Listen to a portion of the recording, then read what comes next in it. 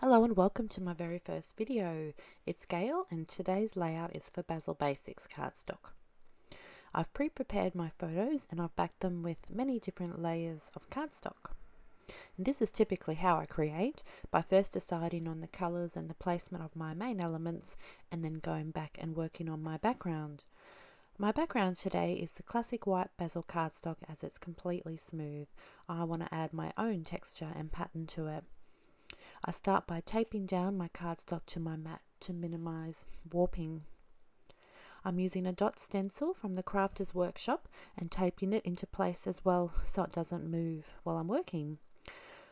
I've also cut my own stencil from another sheet of Bazzill white cardstock to mask off a circle.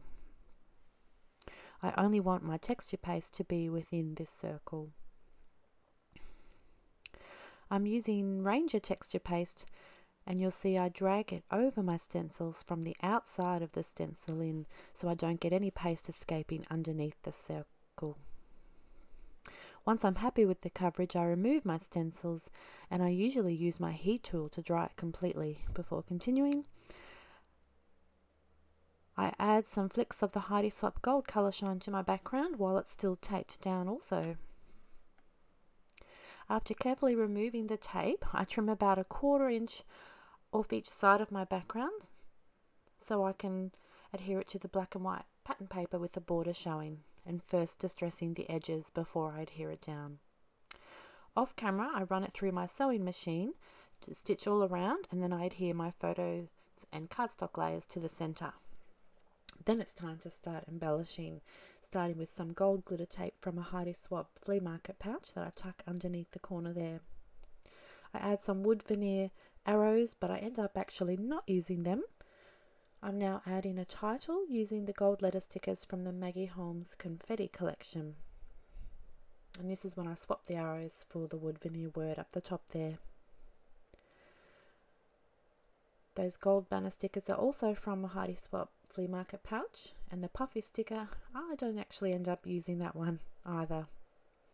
I tuck in a chipboard frame from the Pink Paisley Citrus Bliss collection and some gold chipboard photo corners from the same package.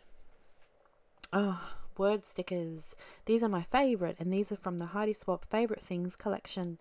I end up adhering those with pop dots for a bit of extra dimension on my layout.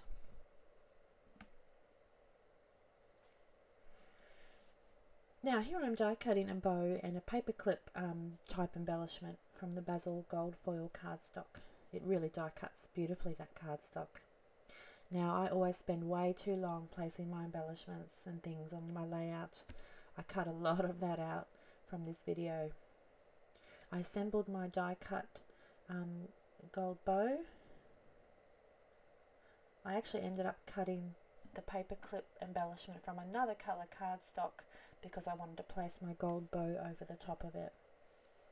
The clip is actually sort of keeping together the flap of that Bazzill A2 white card, and it folds out to reveal some more journaling. Now sequins, again I spend a crazy amount of time fiddling with their placement before adhering them down with my Tombow Mono Multi glue. And finally I'm going to add some flicks of the Heidi Swap Black Colour Shine, so I cover up my photos to do that. Once that's dry I add some typed journaling strips, and then I'm all done.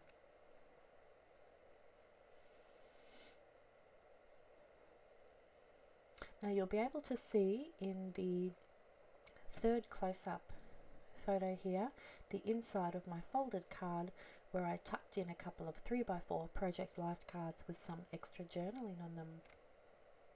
Of course, for more details on this layout you can check out my blog or the Bazzill Basics blog.